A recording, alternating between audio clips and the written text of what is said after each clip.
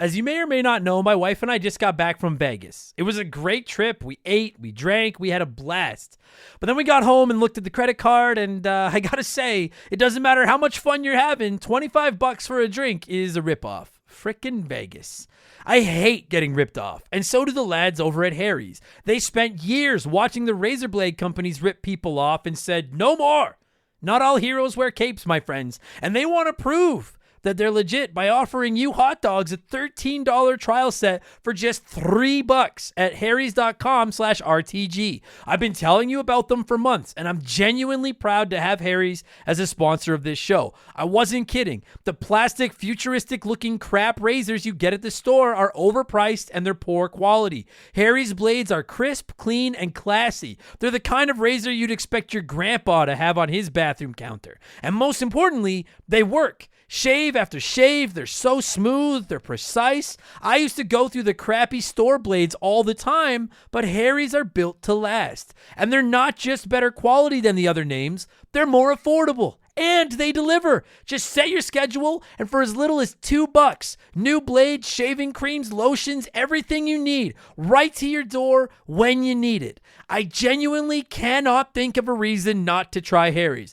And I'm not just saying this because they're sponsors. They're the best shaving supplies I've ever used. Try them out, and if you're not happy, your shave's on them. And unlike the other subscriptions, they're really easy to cancel if you want to too, which is a nice bonus, but believe me, you're not going to want to cancel. Getting ripped off isn't funny. Switch to Harry's. Get started with a $13 trial set for just $3 at harrys.com/RTG. That's harrys.com/RTG for a $3 trial set.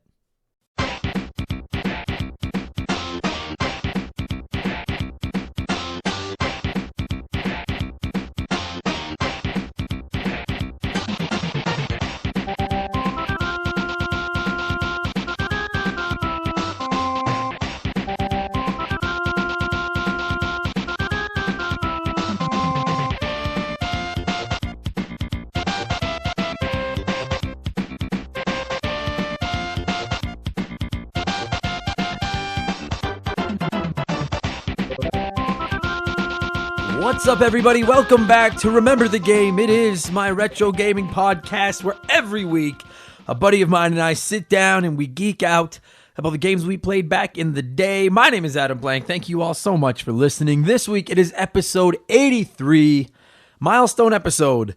It's not, but whatever. It's 83, and we are talking Super Punch-Out for the Super Nintendo, which is a fucking super game. I know I say it every week.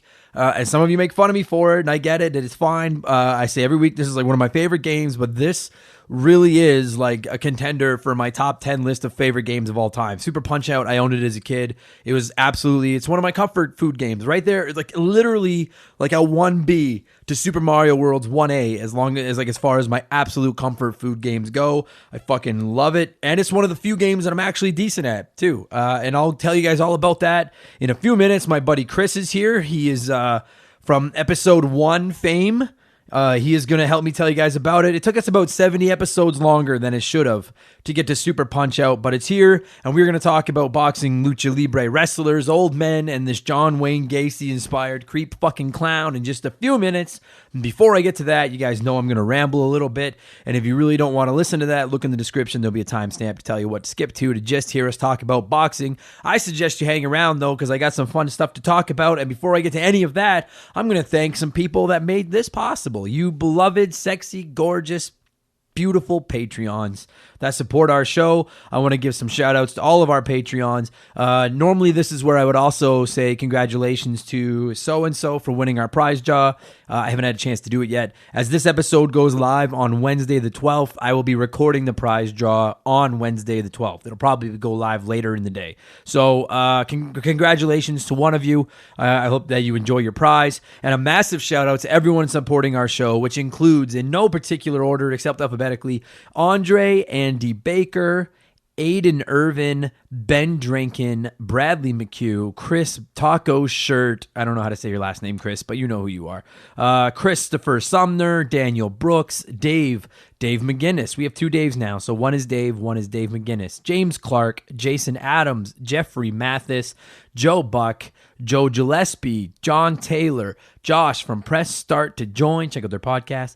Casey from Keegan, Mark McHugh, Michael Mathis, Nathan Mitchell, Robert Lippa, Rome 21, I hope I said that right, Ben and Shaylee, Sharonic, Thomas Christian, Tinky Winky Haha 86, I fucking know who you are, stop changing your fucking name, Todd and Tyler. You guys, thank you all so much for supporting the show. If you're thinking, man, that list sounded a little bit longer, that's because the list is getting a little bit longer because more and more people are getting on board with supporting the podcast. And if you want to get on board, patreon.com/rememberthegame. It's only $2 a month. I'll give you a shout out just like I did for all of them. You're going to get extra episodes of the podcast, including Shovel Knight that just went live 2 days ago. And you're going to get entered into a prize draw every month to win 25% of our Patreon income, which as more people sign up is going to get into a bigger and bigger and bigger prize. So yeah, patreon.com/rememberthegame, $2 a month. There's your plug. There's your shout outs. Thank you all so much for supporting the show. Let's get into a little bit more rambling before I get into, I got some stuff I want to talk about. Somebody asked me the other day why I don't cover Atari games on the podcast. We're 83 episodes in, and there's never been anything older than the NES. I've never talked Atari or any of that stuff. The long and short of it is I didn't play them. I was born in 83. So I got my hands. I legitimately do not remember a time in my life where I didn't have my NES. Like, I don't know what year we actually got it, but I don't ever remember not having it. And I've had them ever since. But I didn't play anything before that. So, I mean, I guess I could pick up like one of the classic consoles, like the Atari or the ColecoVision or something, and play it. But like, is there a market for those games on here? Like, is that something you guys want to hear about? Do you want Atari games? Because I'll be honest with you, another reason they're not on here is because there's just like there's not a lot of meat on the fucking bone of Pitfall or E.T. Like, I've got no childhood memories of playing it. I've got no cool stories to tell. The games aren't usually that good. They're not that long. As it is, sometimes when we get into like some old NES games or Game Boy or Sega, like even Super Nintendo, like there's just some of those retro games, there's not a lot to talk about, and it would be infinitely worse fucking when we went to Atari. So I guess if you guys are interested in that, please let me know. Because if there's enough interest, then yeah, I'll go out and find a way to play some of those games and talk about them. There's not going to be long episodes or probably not very good episodes. That's all. And as it is, I worry about the quality of the episodes when it's not a game when it's a game I didn't grow up playing. And nobody's complained yet, which blows me away. Like, I wanted to point, I made a note here on my list of notes to point this out. Like, the internet is a goddamn toxic hole of shit, right? We all know that. It's hate, and people hate on each other and everything. Outside of one person once reaching out and saying they weren't even rude about it at all. Like, I had no beef with it. One person reached out and said, I'm not going to listen to the podcast anymore because you're too mean to PlayStation. Which I don't really think I am, but whatever, that's fine. That's his prerogative. He was nice about it. Other than that, like, you guys are so nice. I don't get hate. I don't get people reaching out being like, your show sucks. We don't have a single non-5-star review on any of the review things and stuff like that. So thank you all for not being assholes. And the point I was going to make is that I don't get complaints about the episodes where I didn't grow up playing the game, because I do feel like they're not lacking. What I try to do when it's a game that I've recently played for the first time to talk about on the show is I try to get a guest who grew up with it, and then they're going to kind of pick up the slack, and we've done that quite a few times, and we will continue to do so as we run out of the games that I played as a kid. And there's still a lot of games that I played as a kid. Like, we're not going to run out anytime soon. But I do worry about that because nostalgia is a fucking huge thing, And when I play these games that I've never played before that you guys want me to talk about on the show, a lot of the time I blow through them on easy mode, or I use save states, or something like that to get through them faster. And that's for a couple of reasons. First off is I just don't have enough fucking time to dig through all these games and put the time into them that like it would take to play them on hard or to get the full experience. I need to know enough about it to do a little bit of homework and then come on the show and share my thoughts with someone that grew up loving it. That's what I'm trying to do. Every episode, I want somebody that grew up playing the game to carry that nostalgic aspect of it for the nostalgic people listening.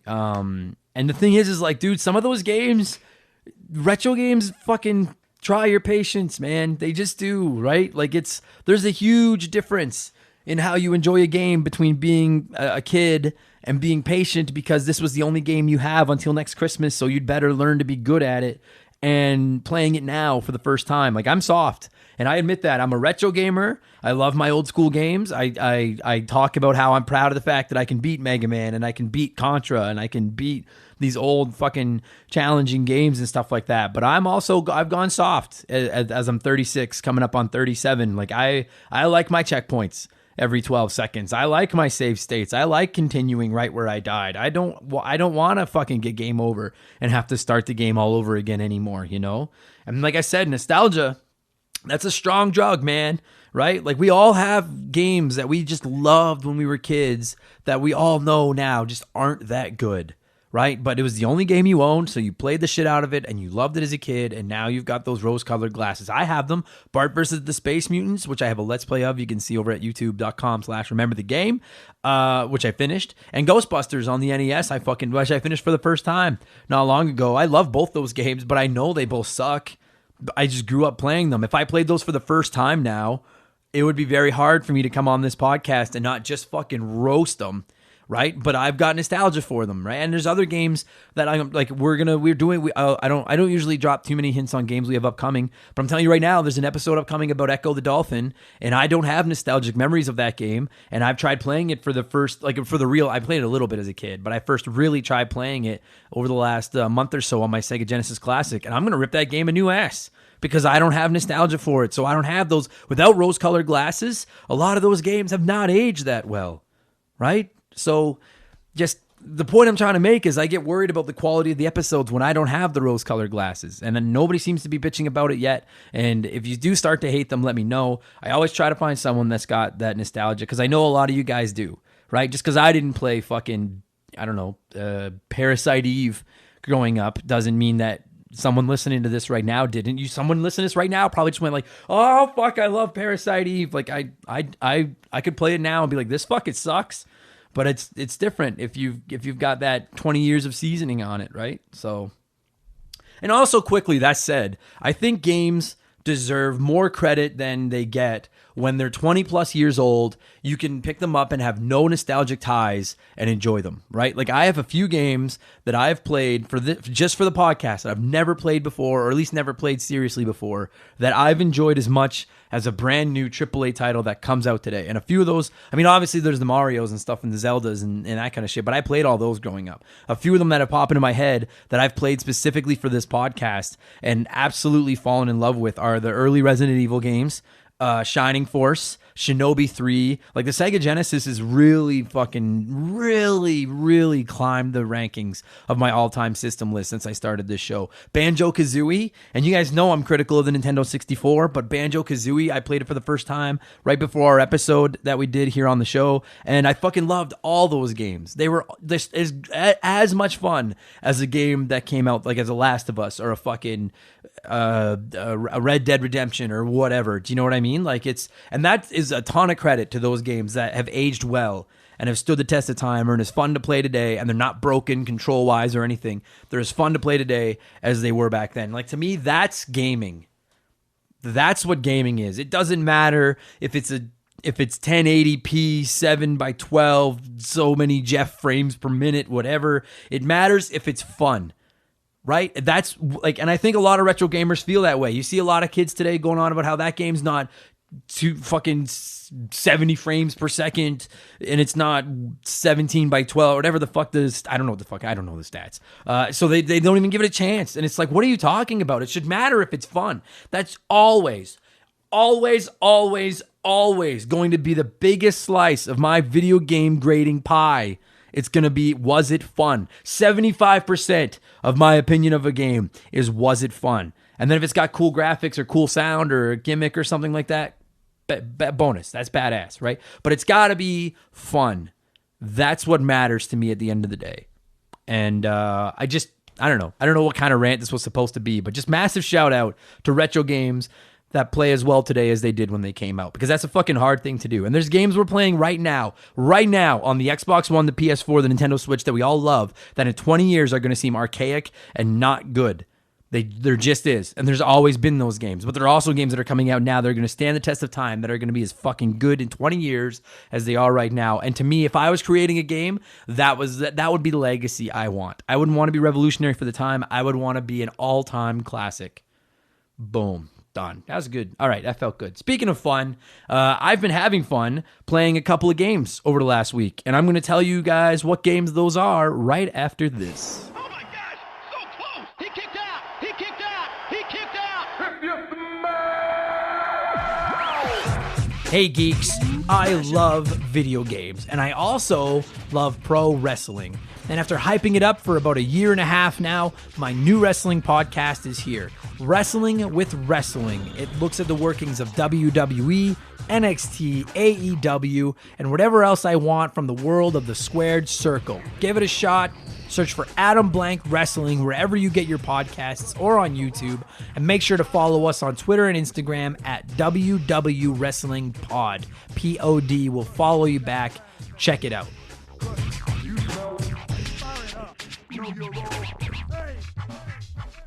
So what have I been playing over the last 7 days? You're probably asking yourself, or maybe the last 2 days if you've listened to the Patreon episode that came out on Monday. Primarily Witcher 3 on my Nintendo Switch. I've been on the road so much for comedy. It's been probably the busiest stretch I've ever had the last few weeks in comedy, or at least the busiest in quite a long time. And the fact that I can take my Nintendo Switch with me anywhere and play a game as big and deep and full as Witcher 3 blows me away. Fucking blows me away. And getting back quickly to the frames per graphics conversation, all that kind of stuff that I was having right before the ad there. I don't understand people that complain about the frames per second or popping or anything on this Nintendo Switch version, even docked.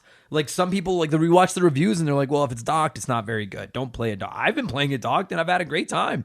And playing it portable, I've had a great time. It's really good. I mean, I'm sure I could download it on my Xbox One right now on Game Pass and play it, and I guarantee you it would look infinitely better than the Nintendo Switch version. But at the end of the day, I'm not playing it because it looks good. I'm playing it because it's fun, and it is so fun. It's so big though.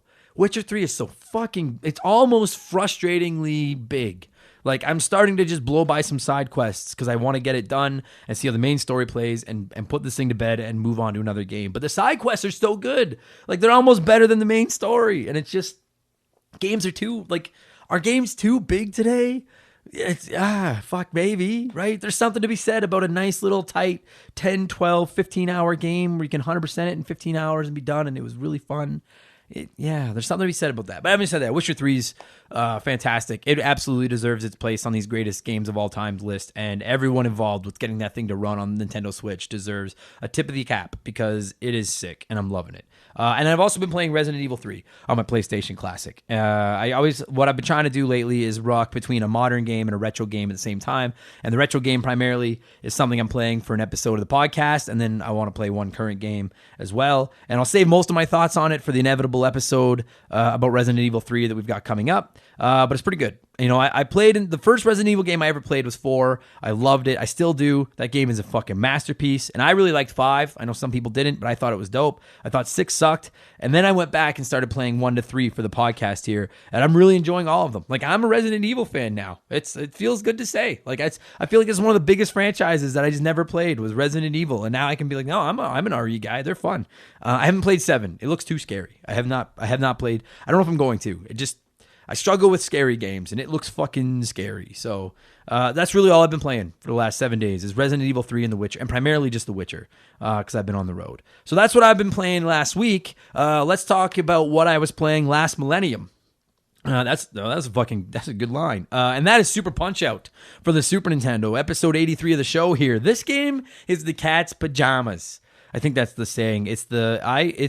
I think it's better than the NES one, Mike Tyson's Punch-Out, which we covered back in episode 35, I think. And don't get me wrong, that game's phenomenal in its own right as well. But I feel like Super Punch Out to Mike Tyson's Punch Out is Super Mario World to Mario 3. It's Link to the Past to the original Zelda, Super Metroid to Metroid. All those NES games are good, but the Super Nintendo just made them better. And that's how I feel about Super Punch Out. I just think it's everything about it is improved. It's also beatable, which is a huge thing, right? I admit it during the show, but I can't beat Mike Tyson's Punch Out. And frankly, I think if you can, you're a freak. I mean, good for you. That's fucking insane. I can't beat it, but I can sure as fuck beat Super Punch Out. I love this game, and so does my buddy Chris, and we're gonna tell you why right after I cue some music. This game is on the Super Nintendo Classic.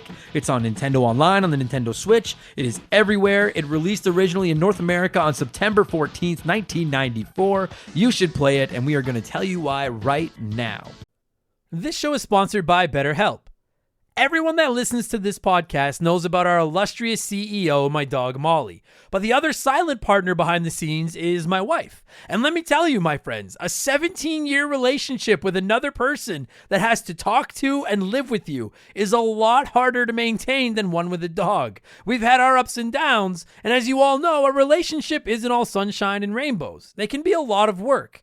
You get out what you put in when it comes to relationships, and talking to a therapist can be a fantastic way to put in some work. They can help you work through your issues, learn to communicate better, and even just provide you with an ear to bend when you need it. I've talked to my therapist about my relationships, especially when it came to my stand-up comedy career and how much I was away from home, and they helped me work on ways to keep my relationship strong even when I was out on the road. It turned out our relationship was actually better when I was out on the road, but that's a story for another day. And I know, right? Therapy. Who has the time these days? BetterHelp hears you, and they're making it easy. Fill out a quick form online, and they'll match you up with a therapist that suits your needs, and that'll work around your schedule. You pick the meet times, and you can get your therapy fix from anywhere, over video, phone, or just chat. Become your own soulmate, whether you're looking for one or not. Visit BetterHelp.com/rememberthegame today to get 10% off your first month. That's BetterHelp, HELP.com/rememberthegame.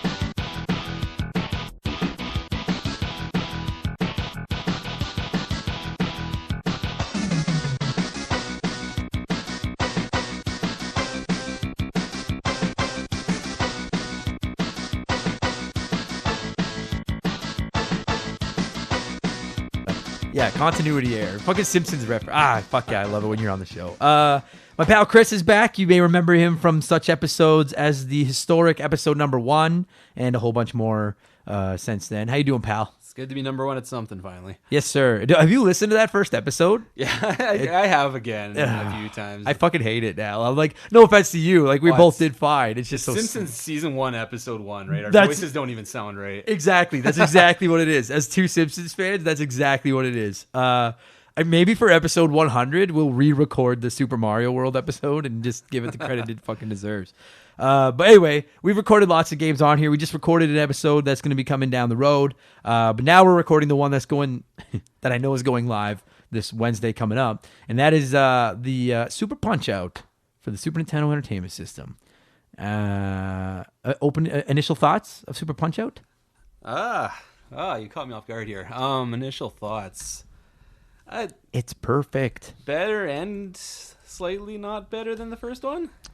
All right, I'll give you that. Now I will say, like, did you grow up with this game or not? Because you weren't a Super Nintendo kid. No, I wasn't. Like, I remember playing Mike Tyson's Punch-Out a lot more than this one. Okay. Now I think that's most people. Like, I think an overwhelming majority of people know Mike Tyson's Punch-Out better than this one, which is funny to me because I never owned Mike Tyson's Punch-Out, but this is the one I did own. Wow. And I know I'm in the minority here.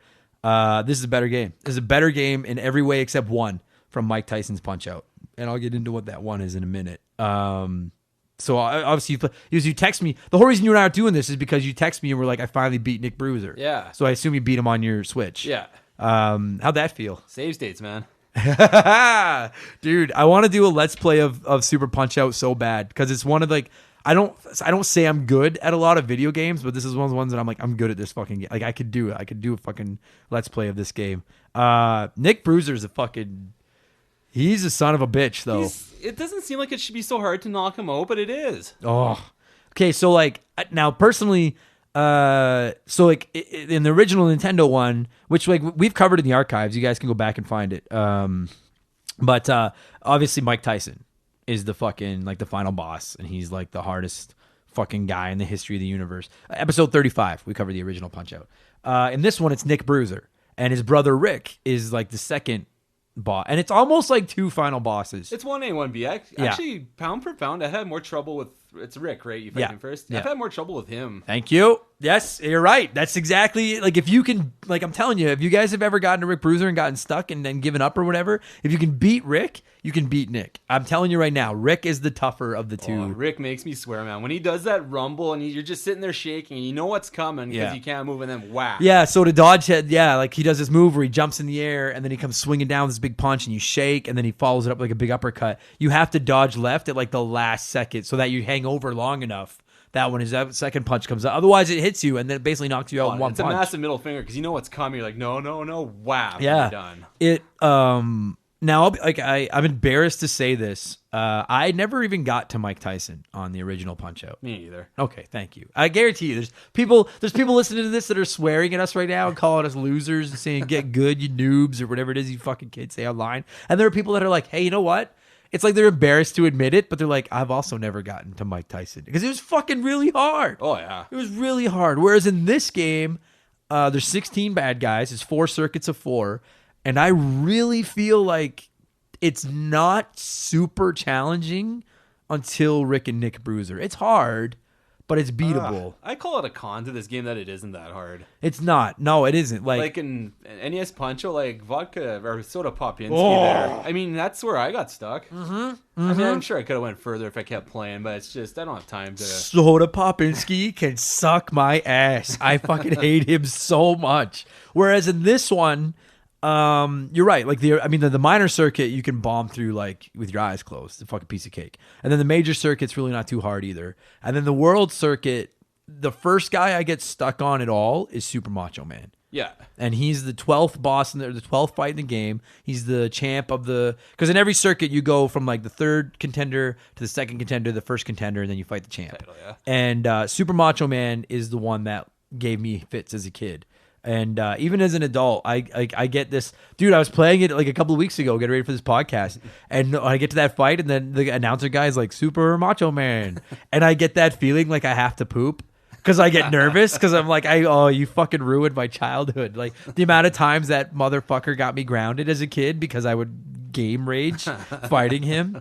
But you're right. It's not a very difficult game. It's No. And I think a big part of that is I think that because it's gorgeous. It's a gorgeous fucking game. Like, obviously the graphics can be better than the NES because it's a more powerful console, but like the jump from Mario Brothers to Super Mario World isn't as substantial as the jump from Punch-Out to Super Punch-Out. Yeah. Agreed? Like, is that like just the me? animations and all the enemy, like and all your opponents are just Phenomenal. They're so big and cell shaded and animated, gorgeous.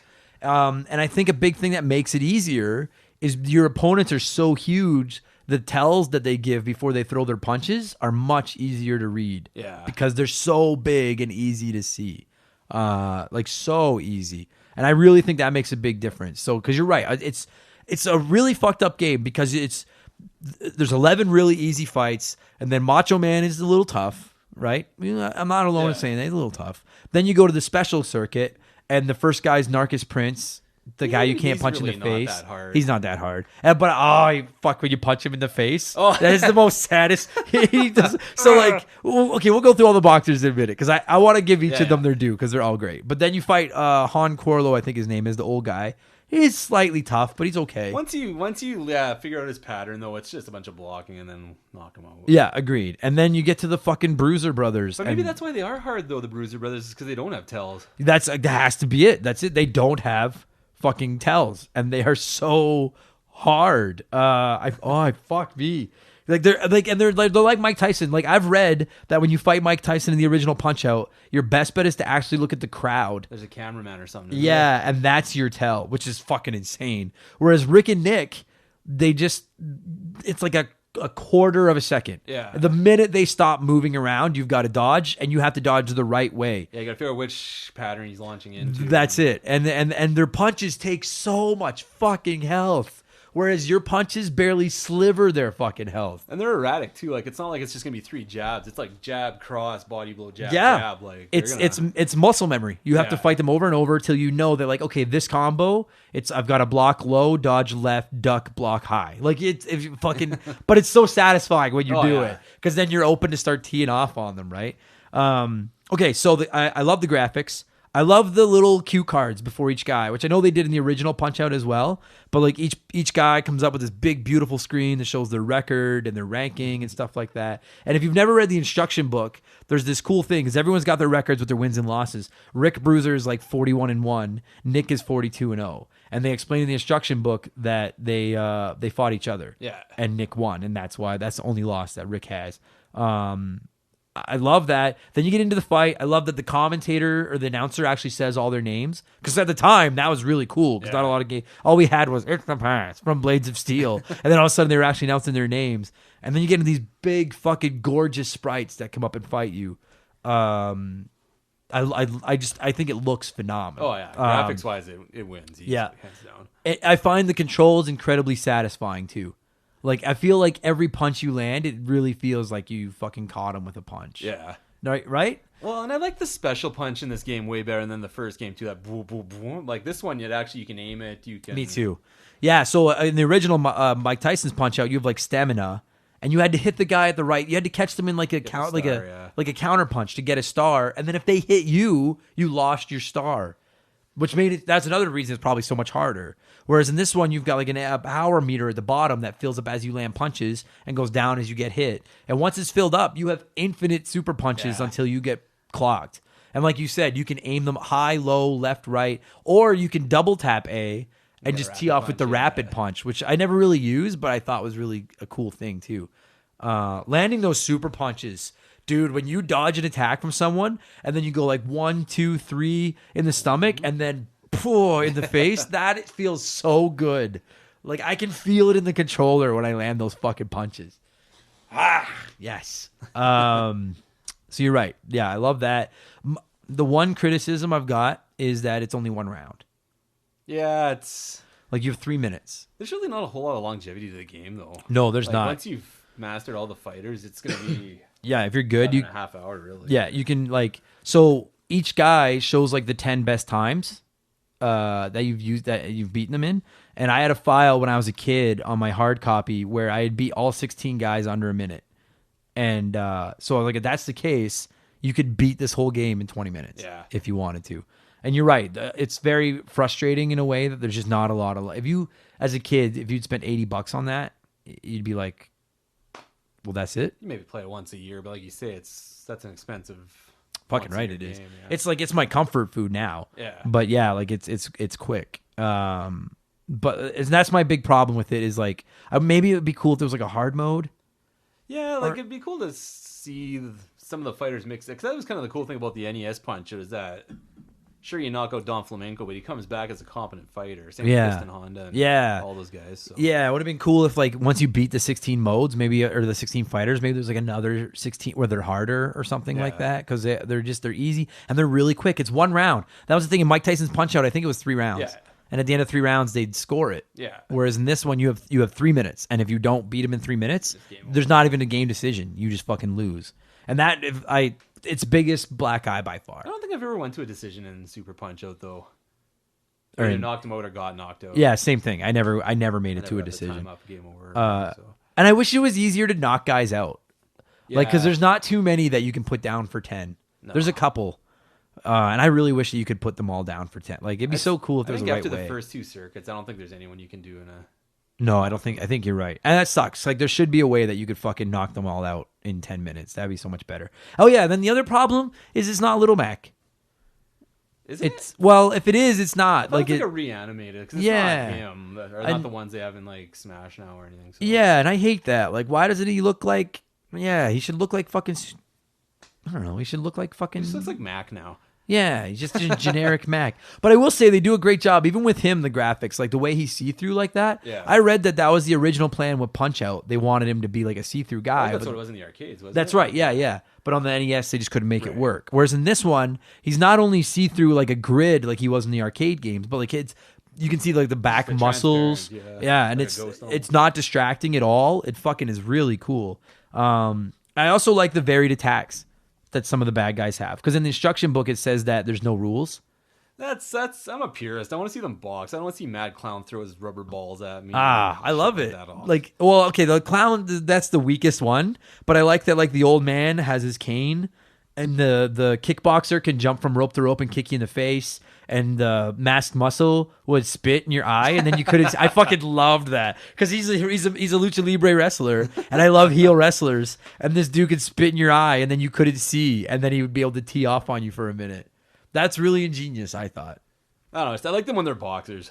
Yeah. This one got a little too gimmicky. It's very gimmicky. But even with some of the boxers, I love how they have the corner man yelling stuff. Yeah. And you can read that and catch like he'd yell at fucking Piston Hurricane, hit him with the rush. Yeah. And then you knew his rush was coming and you could catch him in the gut and knock him out. Or fucking Super Macho Man. Oh, I which fucking hate exercise you. program? ABC. And to this day, I know that like A is duck high, A is duck, B is block low, C is the uppercuts. Yeah. But you gotta know. And then when you see him yelling at you, like you got 3 seconds or so to fucking get ready. You That know? doesn't matter because he's just gonna windmill you anyway. Oh, that fucking it makes this like brrr, and then he like swings around and Yeah. dude, he like sometimes he does like once, sometimes he does it like 10 times. Oh yeah, you're just like 8, 9. I'm good. Wow. And you 10, just you're duck, dead, yeah. duck. And if you duck too soon or too late, oh fuck right off. Okay, so just quickly to run through the characters. There's Gabby J, who is a hero. I don't think ever explained if he's related to Glass Joe or not. Yeah, I've never heard anything like that. But I love Gabby J and the way he goes, yay. And then he comes up and he's just like this little old man. So there's Gabby J, and then it goes to Bear Hugger. Bear Hugger was funny. I love him. And he's the Canadian, and he's like the spoof of King Hippo, right? He's the same thing. The big fat guy. You can't punch him in the stomach. but But then then in the stomach, he sticks his tongue out at you. And makes yeah. But like then a duck noise. but you can catch him in the stomach. Yeah, I've seen playthroughs. That's how people speed through them. Yeah.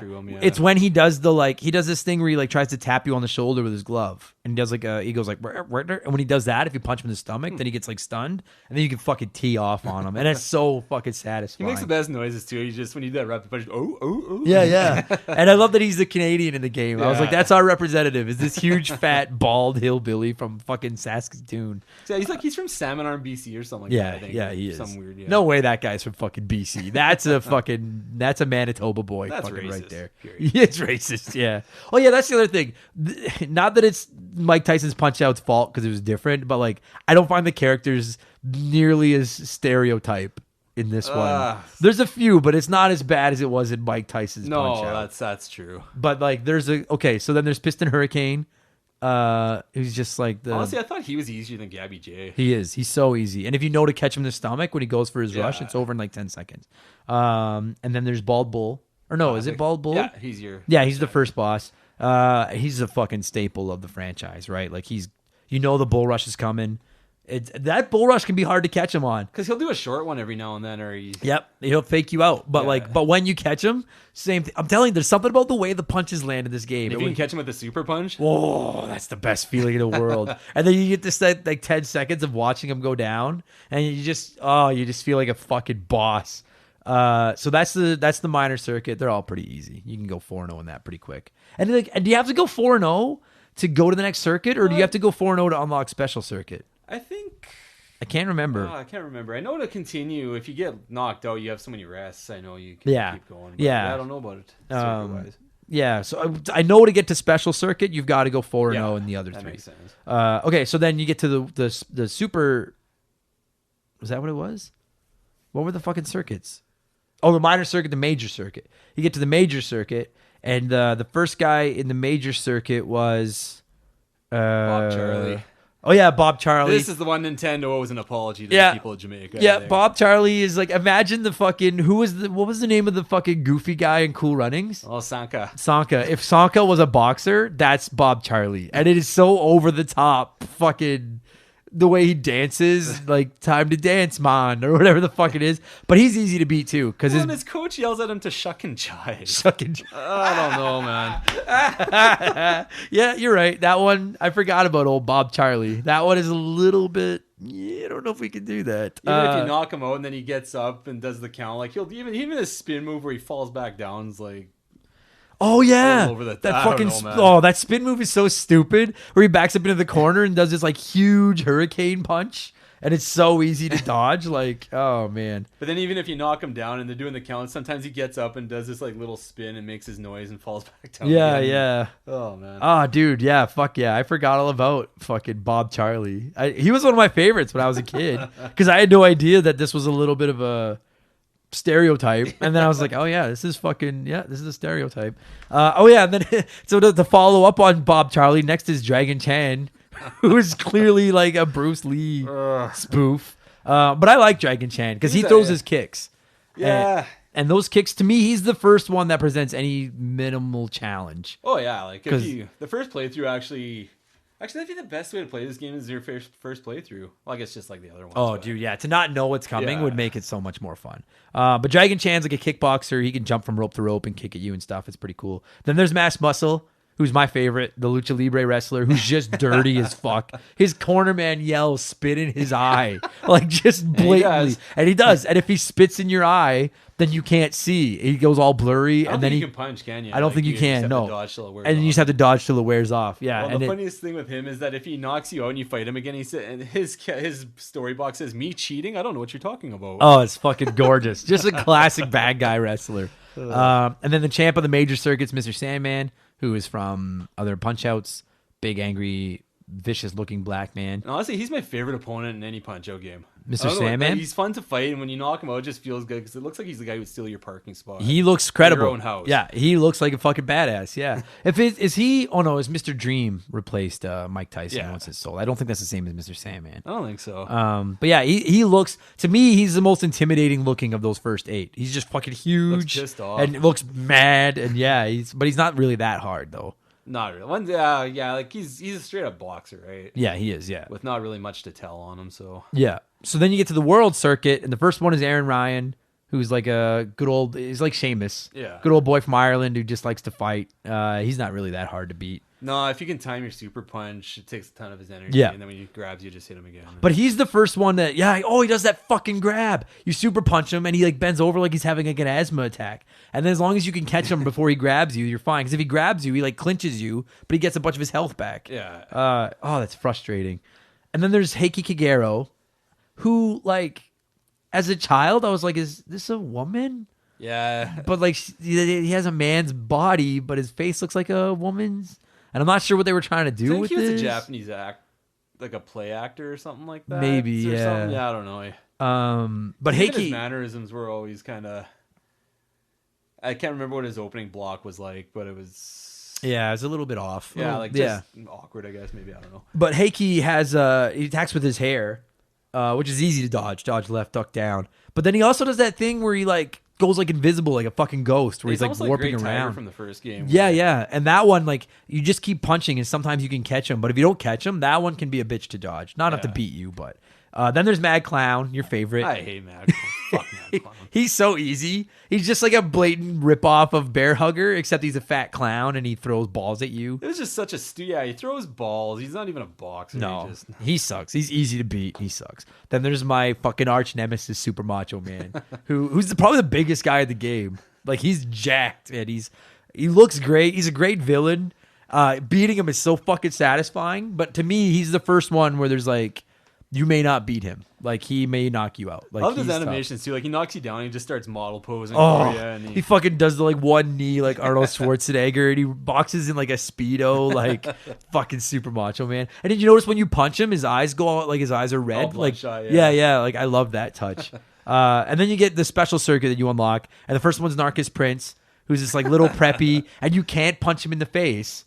There's only one punch he does where you can punch him in the stomach and then catch him in the face. But then once you catch him in the face, he backs off and he backs away. He's Just goes full tilt on you too. and then just snaps, and then he's so much easier to fight. He's easy to dodge, and then you can punch him in the face as much as you want.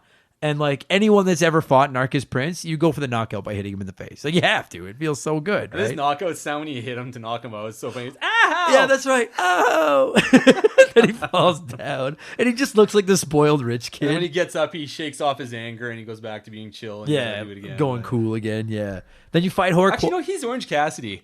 Totally. Fuck yes. Totally. Orange Cassidy. Like if Orange Cassidy and Martin Prince from The Simpsons had a kid, that's him. Then there's Hoy Quarlo, who's the old man who I love that fight. He's got the cane.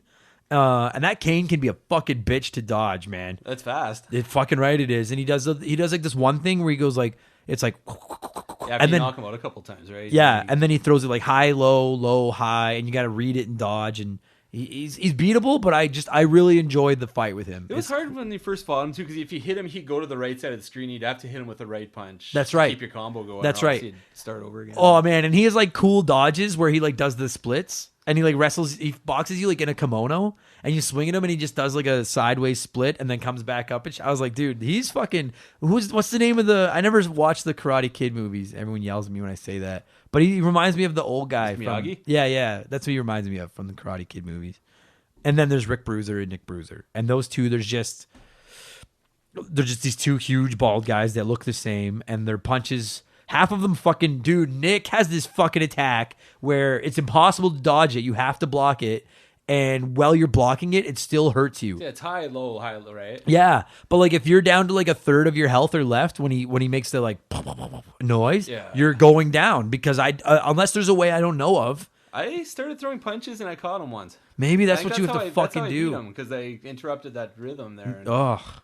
That's so frustrating. Oh, dude. And Nick has this great thing where if you catch him with a quick punch, like that would get you a star in Mike Tyson's Punch Out, he does this like oversell where he like leans back and then he just comes flying back with a haymaker and you need to know it's coming and duck because it takes away like a quarter of your health every time he hits you. both of those assholes could disable your punches. Yeah, that's right. They like hit your hand and then Yeah. your one hand doesn't work. So then even if you dodge one of their attacks and you catch them once, then they shift to the other side and then you can't counterpunch because your arm is stuck. And I think it's Nick does both. I think Rick was only one or the other. But Yeah. you could go for like 30 seconds without punching anything because your hands are toast. So. They're both very satisfying to beat, but they both take some practice. Like your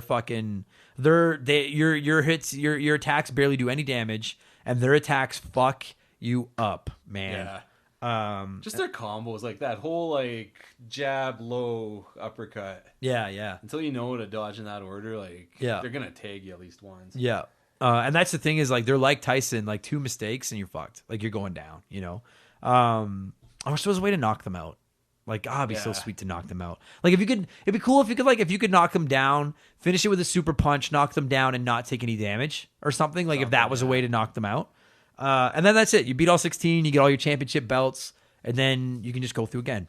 But what's cool in this one is you can load your save file, and you can see your record in the corner, and your win-loss record, and you can see your best time against all 16 and your best score through each circuit. And that's where the replayability comes in, is it's a very time attack speed run. There's even a time attack mode. Oh, really? Once you beat them, you can go into time attack mode and just go pick a certain boxer and then just practice against them. Oh, okay. So I guess that's where the replayability is. Because like as a kid, I'll tell you guys right now, I don't know if this is a very well-known fact or not, but your file will max out at 255 and 0.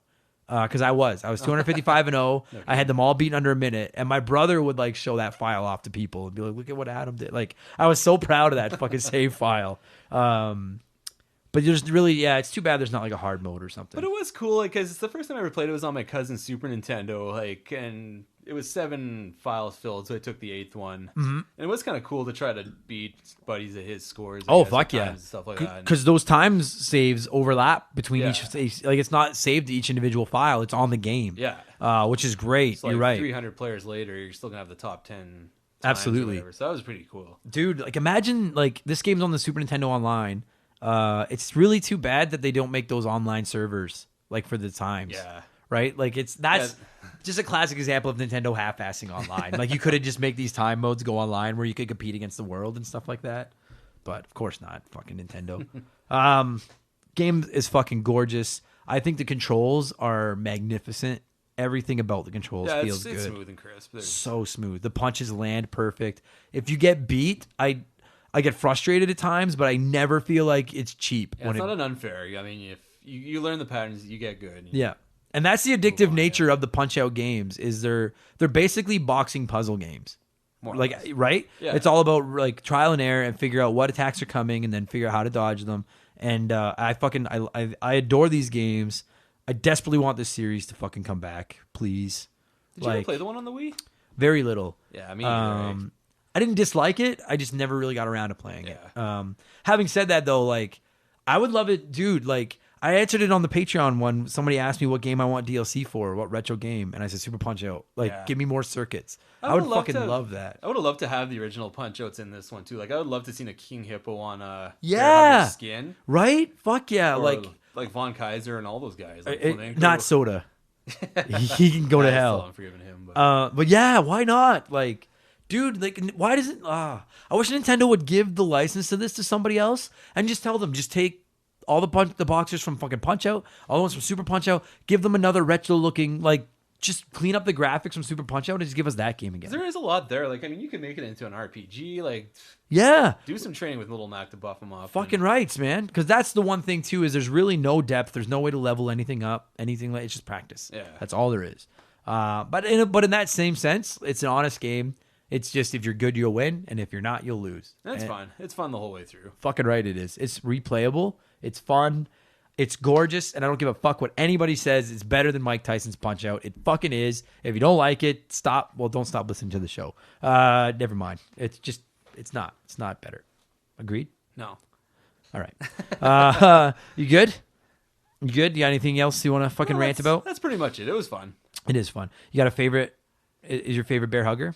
No, Super Macho Man was or not Super Macho Man, Mr. Sandman. Oh yeah, you said that, Mr. Sandman. Yeah, it's got to be Mass Muscle all the way. And my least favorite, pick the clown. I mean, I know the most frustrating to me is Super Macho Man. Yeah, it probably is the clown. Eh? He's just too gimmicky. Yeah, like it wasn't even a boxing match at that point. Right? Just a clown being a clown. And with Bear Hugger in it, why do you need why wasn't that King Hippo? Yeah. Why the fuck instead of a stupid fat clown that throws balls at you and looks like John Wayne Gacy, why the fuck that's what he looks like. Why the fuck isn't it King Hippo? That would have been so much better. Imagine if that had been fuck, that would have been so sick. They put other Bald Bull's in the game, so was Sandman, so was Macho Yeah, Man. Super Macho Macho Man didn't go back to the well. No, so. not at all. So where the fuck is King Hippo? That would have been so much better than Gacy. I'm gonna call him Wayne Gacy for the rest of my life now. Okay, so there's 16 boxers. So from 1 to 16, what would you score Super Punch-Out? I'll give it 13. 13. I'm gonna go. This is nostalgia. It's pulling at my heartstrings. I'm gonna go 15. And I would give it 16 if it wasn't for the Super Mario World asterisk where nobody else could be perfect. This game along with Super Mario World is my absolute comfort food. Never get tired of it. No one will hate this game. Nobody will hate this game unless you suck at it. And if that's the case, you can just practice and get better. Dude, just literally beating on Gabby J is the most fucking satisfying thing. You'll never not beat at least someone. Yeah. Yeah, I don't. The time would probably run out before Gabby J beat you. If you put the controller down and walked away. He just doesn't get a win. It's just always a. Yeah, he's got one, I think. He's won in 99 or something. Yeah, I want to know who he beat. Oh fuck. I think there is a backstory for him and Glass Joe on who they beat. Oh, I can't remember who each one beat. Okay, sorry guys. I know you're probably like, all right, Adam, that's enough. But now I'm looking up who did Gabby J beat, and then we'll shut this thing down. Who do you like better, Glass Joe or Gabby J? Actually, I like Gabby J better. I think I do too. I know that Glass Joe is Glass Joe. Like Yeah. I know how I have a T-shirt with Glass Joe on it. Like I know he's Glass iconic. Joe looks like he could get a lucky punch in and win a fight, though. Gabby J just looks like he hurt himself. Yeah, he's just like a fucking tights old on. man. Look, he's fucking gross. He shouts, "Come on!" Come He does on. that. Come on, come on, and then he loses. Well, he comes in and just does like a weak swing punch. And It doesn't say who he beat. Oh fuck! I want to know who he beat. Oh, his only win was against Glass Joe. Oh, there you go. There you go. Oh, man. So that fucking poor Glass Joe even lost to old man Gabby. He's 56, and I love how they made him from Paris. Like, Well, they both are from France, oh, too. fuck. Like, they just Horrible. lead into the cliches. That away, Nintendo. I want you guys to know, this is why we don't have Mother 3. Because fucking people lean into these things and then find out they haven't aged well. But we'll do that on another episode. Thanks for doing this, buddy. Yeah, man. Good Thanks for having episode. And go play Super Punch-Out, you guys.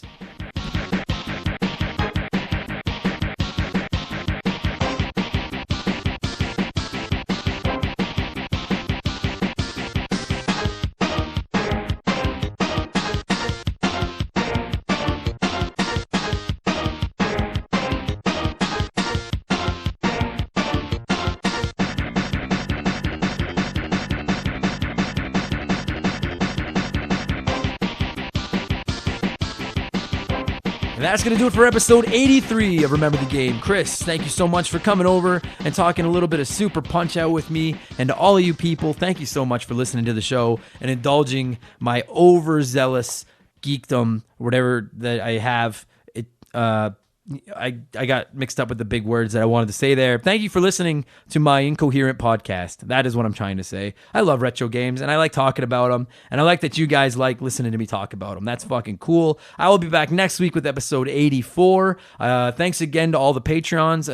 Again, patreon.com/rememberthegame, $2 a month. You can get a whole bunch of stuff. Prize draw will be going live, if not this afternoon, then Thursday morning. So congratulations to whoever ends up winning that. And I'll talk to you guys again in a week. Go play some video games, and I'll see you later. Cheers.